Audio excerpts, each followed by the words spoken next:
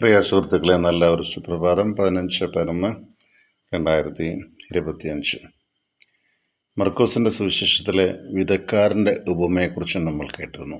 ഇന്ന് അതേ സുവിശേഷത്തിലെ 4-ാം അധ്യായത്തിൻ്റെ 13 മുതൽ 20 വരെയുള്ള വാക്യങ്ങളുടെ വിശദീകരണമാണ് വിധക്കാരൻ്റെ ഉപമയുടെ വിശദീകരണം. അതിൽ ആദ്യത്തേത് വഴി അരികിൽ വീണ അല്ലെങ്കിൽ വിതയ്ക്കപ്പെട്ട വിത്താണ്. എല്ലാ സമയത്തും വീണതോ കളഞ്ഞതോ എന്നത് ഉപയോഗിക്കുന്നില്ല. അവിടെ വിതയ്ക്കപ്പെട്ടത് എന്നാണ് പറയുന്നത്. വിതയ്ക്കപ്പെടുക എന്ന് പറഞ്ഞാൽ പാകപ്പെടുത്തിയെന്നാണ്. പാകപ്പെടുത്താതെ വിതയ്ക്കുകയില്ല, വഴി കളഞ്ഞിട്ട് പോകുന്നതല്ല. വിതയ്ക്കപ്പെട്ട വിത്ത്, വഴിയരികിൽ വിതയ്ക്കപ്പെട്ട വിത്ത്, അതായത് ഇത് കർഷകൻ കൊണ്ടുവന്നപ്പോൾ വെറുതെ കളഞ്ഞല്ല, വിതച്ചതാണ്. അപ്പോൾ ഇങ്ങനെ വിതച്ച വിത്തിൻ്റെ കുഴപ്പം കൊണ്ടല്ല, എവിടെയാണോ വീണത്, സ്വീകർത്താവിൻ്റെ പക്വതയോ അപക്വതയോ അല്ലെങ്കിൽ സജ്ജമല്ലാത്ത മനസ്സോ സ്വീകരണമില്ലാത്ത മനസ്സോ ഇതൊക്കെ പ്രതിബിംബിക്കുന്നത്. അതാണ് വഴിയരികിൽ വീണ വിത്ത് അവിടെ വീണു. എന്നാൽ സാത്താൻ അത് പെട്ടെന്ന് എടുത്തു മാറ്റുകയാണ്. ഏതൊരു മനുഷ്യൻ്റെയും നല്ല ജീവിതത്തിൽ ഏതൊരു സംരംഭം പുതിയ തുടങ്ങിയാലും അതിനെ പെട്ടെന്ന് നശിപ്പിക്കാൻ ഒരു കൂട്ടം മനുഷ്യരോ പ്രവർത്തികളോ ചിന്തകളോ കൂടെ കാണും. ഇതാണ് ഒരു മനുഷ്യൻ്റെ ജീവിതത്തിലെ സാത്താൻ. അല്ലാതെ കറുത്തിരുണ്ട ഒരു ഭൂതമല്ല. കൂടെ താമസിക്കുന്നവരൊക്കെ തന്നെയാണ് ഈ സാത്താന്മാരെന്ന് ആലോചിച്ചുകൊള്ളുക. അത് പെട്ടെന്ന് എടുത്തു മാറ്റും. രണ്ടാമത് പാറപ്പുറത്ത് വീണ വിത്ത്. ഇത് വചനം പെട്ടെന്ന് കേൾക്കുമെങ്കിലും ഇവരുടെ ഉള്ളിലൊരു വേരില്ല. അപ്പോൾ അന്നേരം കേൾക്കുന്ന ഒരു സന്തോഷം, അത് കൊള്ളാം. ഈ ഉള്ളിൽ വേരുണ്ടെങ്കിലേ ആഴമായി താഴ്ത്തു പോകുള്ളൂ. നിങ്ങൾ ഏറ്റവും വലിയ മരങ്ങളെ ശ്രദ്ധിച്ചാൽ മതി. വലിയ മരങ്ങൾ താഴോട്ടാണ് വേര് പോകുന്നത്.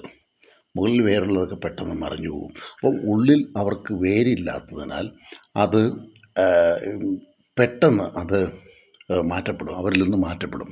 അതിന് അല്പ ആയുസ് മാത്രമേ കാണത്തുള്ളൂ.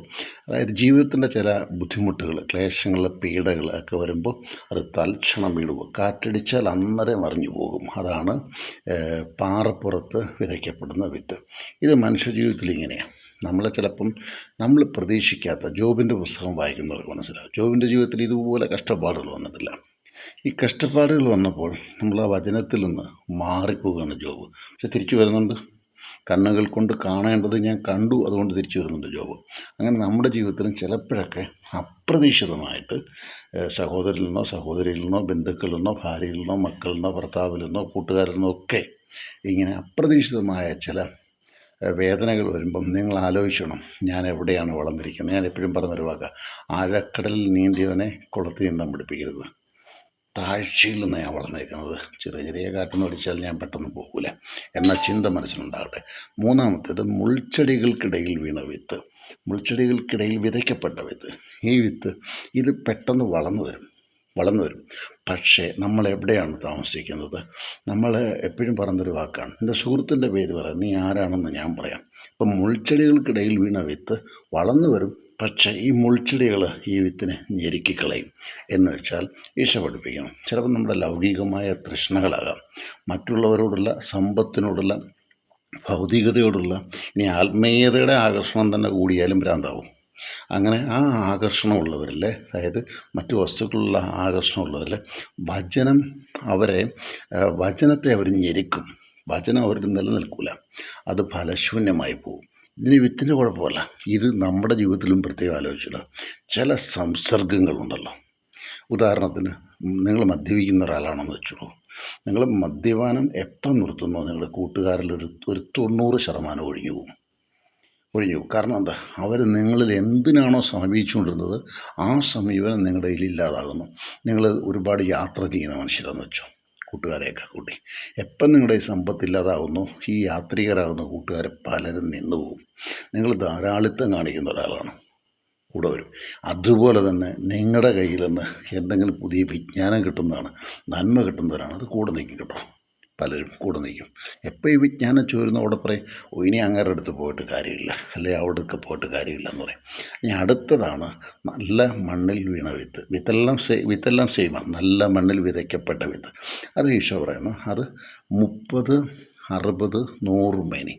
ഇതാണ്. ഒരു വീട്ടിൽ തന്നെ പറഞ്ഞ എല്ലാവർക്കും ഒരേ ഫലം കായ്ക്കണം നിർബന്ധമില്ല. മൂത്ത ആൾ ഒരു വിധത്തിലായിരിക്കാം, ഇളയത് അടുത്തത്. എന്ന് വെച്ചാൽ വിത്തിൻ്റെ കുഴപ്പം കൊണ്ടല്ല, ചിലത് 60 കാണുകയുള്ളൂ, ചിലത് 100 30ൻ്റെ 60ൻ്റെയും പിന്നെ വന്നിട്ട് 100ൻ്റെയും കണക്കാണ് ഈശോ പഠിപ്പിക്കുന്നത്. പ്രിയപ്പെട്ട സുഹൃത്തുക്കളെ, ഞാൻ എല്ലാവരോടും ഇത്രേ പറയുന്നുള്ളൂ. ഞാൻ കുട്ടികളെ പഠിപ്പിക്കുമ്പം ശിക്ഷിക്കുന്ന ഒരാളാണ്. എന്ത് ശിക്ഷിക്കുന്നറിയോ? 100 മാർക്ക് വാങ്ങിക്കാൻ കഴിവുള്ള കുട്ടി 99 വാങ്ങിച്ചുള്ളെങ്കിൽ ഞാൻ പറയും അത് 99 കിട്ടിയതിൽ സന്തോഷമുണ്ട്, പക്ഷേ 1 മാർക്ക് തനിക്ക് കുറയേണ്ട ആവശ്യമില്ല. കാരണം you are capable to get that 100.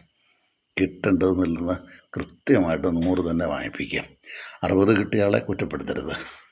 ബാക്കി 40 പോയെന്നല്ല പറയണ്ടേ, പക്ഷെ 40ന് കഴിവുണ്ടെങ്കിൽ വാങ്ങിക്കണം. പക്ഷേ 60 കിട്ടിയ ഒരാൾക്ക് കിട്ടാൻ ശക്തിയില്ല, നമുക്കറിയാം കിട്ടാനുള്ള കഴിവില്ല.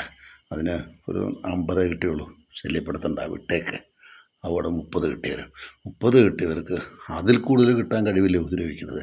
അതിൽ താഴെ കിട്ടി 29 കിട്ടിയുള്ളെങ്കിൽ നിങ്ങൾക്ക് തിരുത്താൻ സാധിക്കും. പ്രിയപ്പെട്ട സുഹൃത്തുക്കളെ, അല്പം നീണ്ടുപോയെങ്കിൽ ഞാൻ നിർത്തുകയാണ്.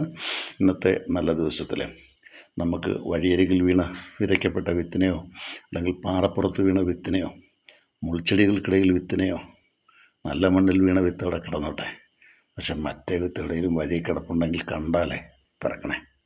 അതാണ് ഈശോയുടെ സുവിശേഷത്തിൻ്റെ സത്ത. അവരെ പിറക്കി നല്ല സ്ഥലത്തേക്ക് ഇട്ടേക്കുക. കാരണം നിങ്ങൾ ശത്രുവിനെ കണ്ട് പേടിക്കുകയോ പാവം ചെയ്യുന്നവരെ കണ്ട് അകന്നു പോവുകയല്ല വേണ്ടാത്തവനെ കൂടെടുത്ത സുവിശേഷത്തിൻ്റെ വാക്കാണ് സ്നേഹം. നന്മയോടെ നിർത്തുന്നു. ജോൺസൺ കരുതൽ.